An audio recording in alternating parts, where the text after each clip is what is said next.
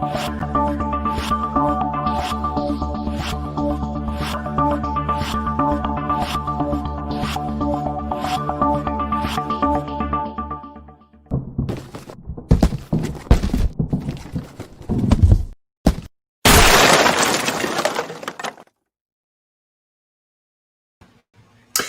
evening. It's Les Hill from Less is More Coaching with the 1-year daily insights with Zig Ziglar and Dr. Ike Reichard. As I said before, it's July 29th, and today's title is Abigail's Gift. David said to Abigail, "Blessed is the Lord God of Israel, who sent you this day to meet me, and blessed is your advice, and blessed are you, because you have kept me this day from coming to bloodshed and from avenging myself with mine own hand." 1 Samuel chapter 25, verses 32 to 33. Abigail was married to a first-class jerk. King David's men had been fighting a war for a long time, and when they arrived near Nabal and Abigail's home, they were hungry.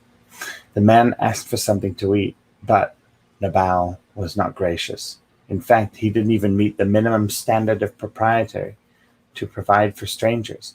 He coldly dismissed the men, who soon reported the rebuke to David. See 1 Samuel 25, 3 to 13.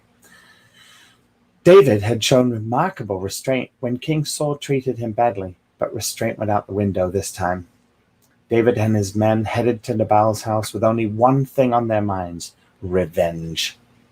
Abigail, though, heard they were coming and realized the encounter would bring bloodshed that ultimately might harm David's reputation. She loaded up some donkeys with food and intercepted David before he reached the house.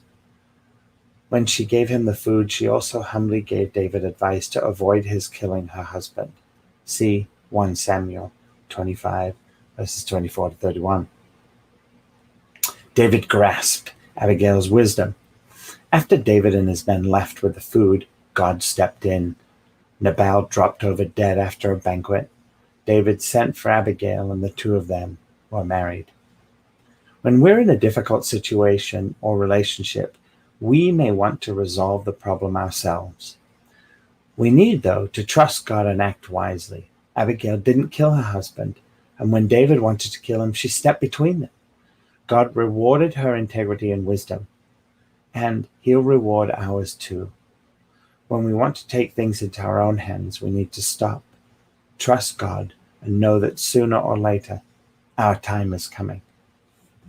There are two questions, as always.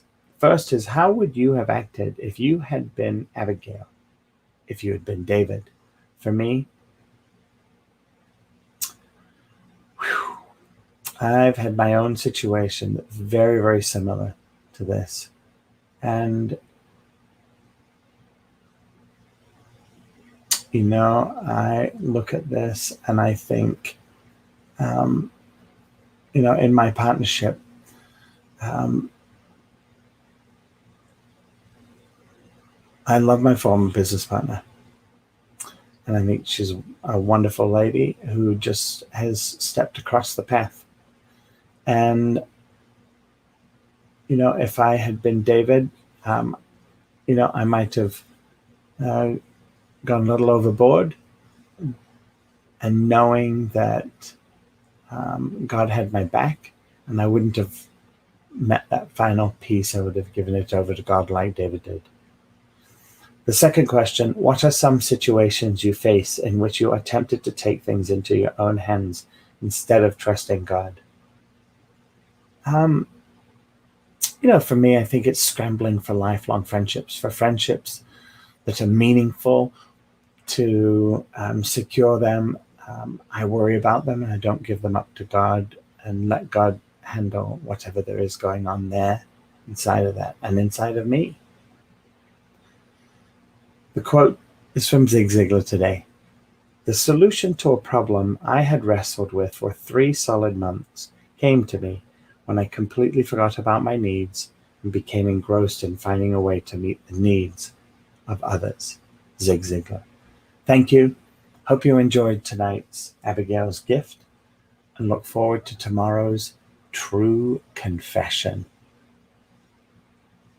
Have a blessed evening. Love you. Love to all. Cheers.